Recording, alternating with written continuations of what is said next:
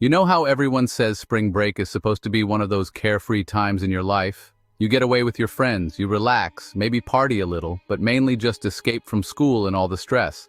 That's exactly what I thought this trip would be. Nothing dramatic, nothing that would stick with me for years. But man, was I wrong. It was me, my girlfriend Katie, my best friend Luke, his girlfriend Megan, and Brandon, who was always kind of the wild card in our group. We were all seniors in college, and this was our last big spring break before graduation. We didn't want to do the usual beach thing that everyone else was doing. No Cancun or Miami for us. We wanted something quiet, a place we could just unplug from the world. Luke had found this cabin in a tiny town in Pennsylvania, right by the Appalachian Mountains. It wasn't fancy, but it was cheap and had enough space for all of us. The Airbnb listing made it seem cozy, rustic even. A little wood cabin with a porch that overlooked the trees. Honestly, it sounded perfect. We were pumped to just hang out, grill some food, and maybe do a little hiking. Nothing extreme, just enough to stretch our legs. The first couple of days were exactly what we wanted. We drank beers on the porch, stayed up late playing cards, and took it easy. It was all super chill. But by the third day, Luke, being Luke, got restless. "Let's go for a hike," he said. We'd all been lounging around the cabin all morning, and he'd been scrolling through his phone looking at nearby trails. "There's this one about 30 minutes away. It's an easy loop, maybe a couple of miles." Now I'm not much of a hiker, and neither was Katie. But the weather was perfect, one of those early spring days where it's not too hot, not too cold.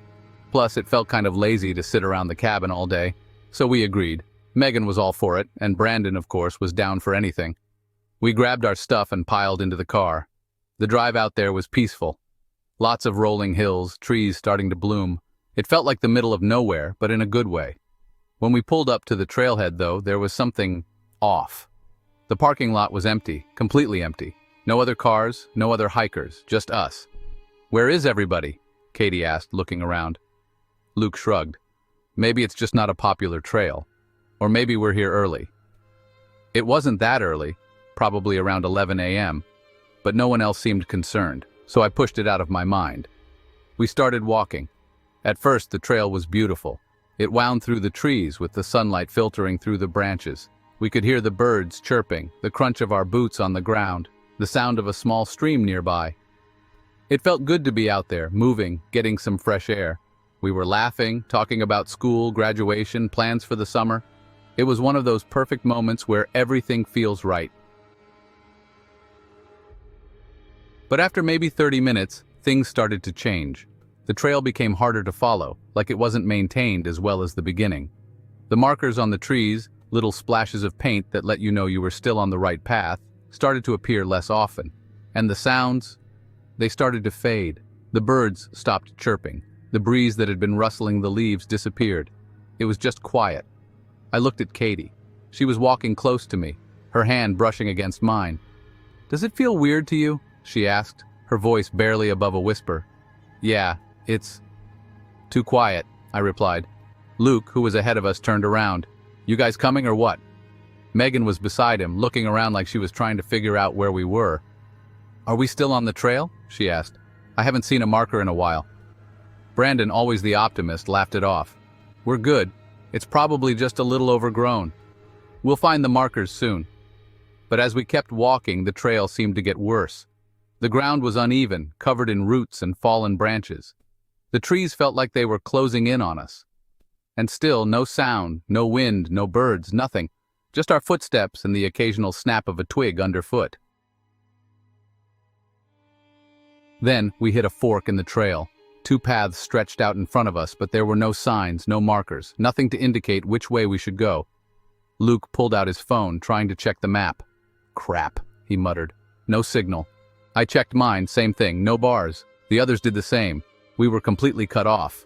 Katie squeezed my hand, her eyes wide with worry. "Let's just head back," I said. "We've only been walking for about an hour. We can turn around, follow the path back to the car." Luke looked at me, then at the two trails ahead. He nodded, and we all turned around, retracing our steps. But here's the thing. As we started walking back, the trail wasn't the same.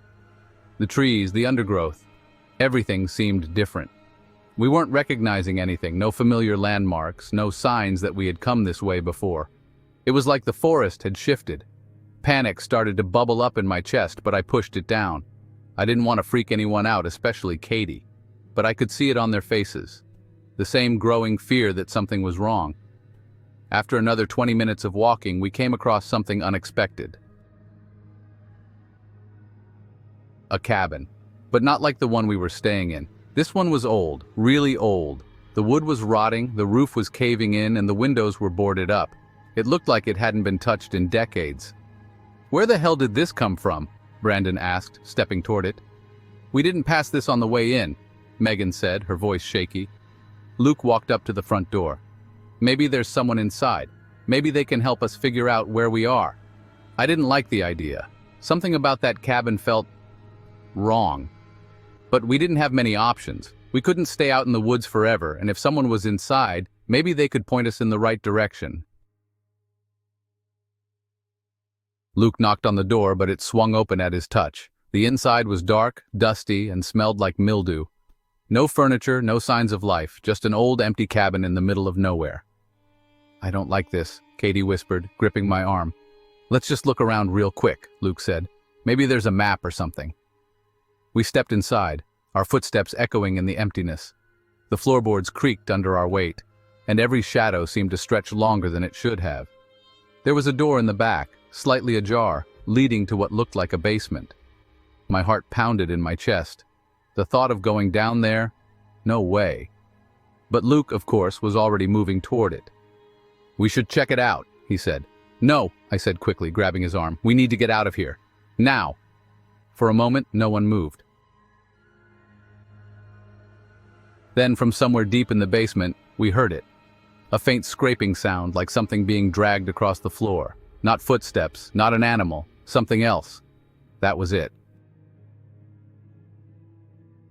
We bolted, all of us. We didn't look back, didn't stop running until we were out of the cabin and back into the woods.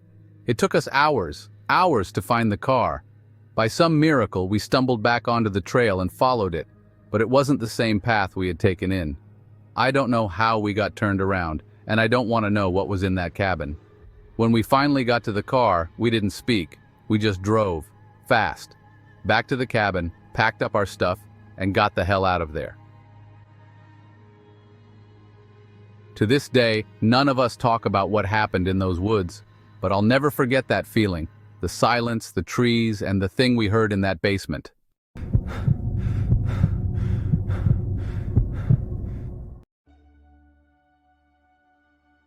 I've always thought of myself as pretty level-headed, the kind of guy who doesn't scare easily. But what happened to me and my friends last spring break? It still sticks with me, and not in a good way. It was supposed to be a chill, laid-back trip to the Smoky Mountains. Get away from the chaos of campus for a few days, rent a cabin, just hang out. No wild parties, no drama, just some good friends and the outdoors. I mean, after a year of being cooped up in the dorms, we were all ready for some fresh air. So it was me, my best friend Jake, his girlfriend Emily, and my roommate Ryan. We'd planned the trip weeks in advance, and by the time spring break rolled around, we were all excited to get going. Ryan's Jeep was packed to the brim with hiking gear, snacks, and enough beer to last us the whole weekend. We hit the road early Thursday morning, leaving the noise of the city behind. The drive itself was uneventful, just hours of highways, stops at random gas stations, and a playlist of every random song we could think of. After about 10 hours, we finally reached this little town at the edge of the mountains. You know the kind of town I'm talking about. The kind that has one grocery store, a diner with a neon sign flickering outside, and maybe 3 streets total. The cabin we rented was about 30 minutes outside of town. When we pulled up the gravel driveway, it was just starting to get dark. The cabin was smaller than we expected, but it looked cozy. A porch, a fire pit out back, surrounded by woods as far as you could see. No cell service, no Wi-Fi, completely off the grid. Honestly, it sounded perfect. We spent that first night unpacking, grilling burgers, and drinking a few beers by the fire. It felt good to be out there, away from everything. The stars were insane, clearer than I'd ever seen them. There was something peaceful about it, the kind of night where you just sit back, relax, and forget the world exists. The next morning, we woke up to sunshine and fresh mountain air. Jake had this plan to hike to a nearby waterfall. It was supposed to be a couple of miles, an easy trail, nothing too strenuous. We figured we'd knock it out in a few hours, come back to the cabin, and spend the afternoon hanging out. So we set out around 10 a.m. The trailhead was just a short drive from the cabin, and when we got there, it was quiet. No other cars, no other hikers, just us. The trail started off nice enough, winding through the trees with the occasional view of the mountains peeking through. We were in good spirits, laughing and joking around, stopping to take pictures every now and then. It was the kind of hike you'd expect on a spring break trip like this. Nothing special, but fun. About an hour in, though, we came to this split in the trail. There was no sign, no marker, just two paths going in opposite directions. Jake pulled out the map we got from the cabin rental, but it wasn't much help. It looked like we were still on the main trail, but there was no indication of which way to go. "I think it's this way," Jake said, pointing to the left. Ryan, of course, had to disagree. "Nah, man, it's definitely the right," he said, pointing to the opposite path. "Ryan's always been that guy, you know? The one who always wants to take the road less traveled just for the sake of it." Emily wasn't having it. "Let's not make this more complicated than it needs to be," she said, rolling her eyes. "We're not out here to get lost." I agreed with her, but Ryan kept pushing. "Come on, where's your sense of adventure?" he said with a grin. "We're in the middle of nowhere. What's the worst that could happen?" Against our better judgment, we followed Ryan. At first, it didn't seem like a big deal. The trail was a little rougher, but nothing too crazy. But as we kept walking, things started to feel off. The air felt different, colder maybe. The trees seemed thicker, closer together. The path itself was hard to follow, barely a trail at all anymore. Every now and then, we'd look at each other, but no one wanted to say it. We were lost. After about another 20 minutes, Jake finally stopped.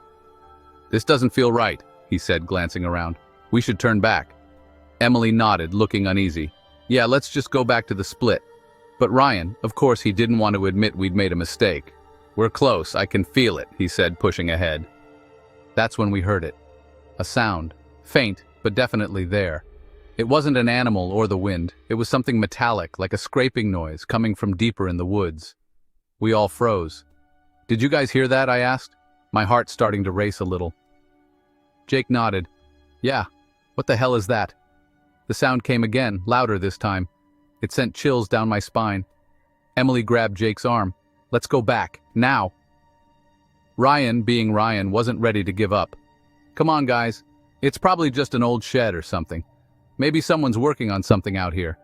I shot him a look. "Ryan, there's no one out here. We haven't seen a single person all day." But before we could argue about it anymore, the sound came again, this time even closer. That was it. "We're turning back," I said, trying to keep my voice steady. Jake and Emily didn't argue, and even Ryan looked a little spooked now. We started walking back the way we came, but almost immediately we realized the path wasn't the same. The trees looked different, the ground was more uneven. It was like the forest had shifted while we weren't looking. "We didn't come this way," Jake muttered, glancing around. "Did we?"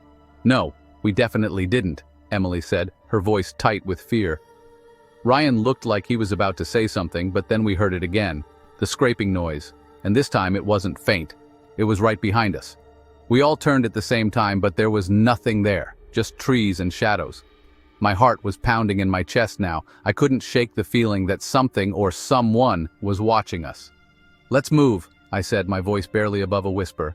We started walking faster, practically jogging down the path, but no matter how far we went, we couldn't seem to find our way back. It was like we were walking in circles. The sun was starting to dip lower in the sky, casting long shadows through the trees. And then out of nowhere, Ryan took off. He just bolted into the woods without a word.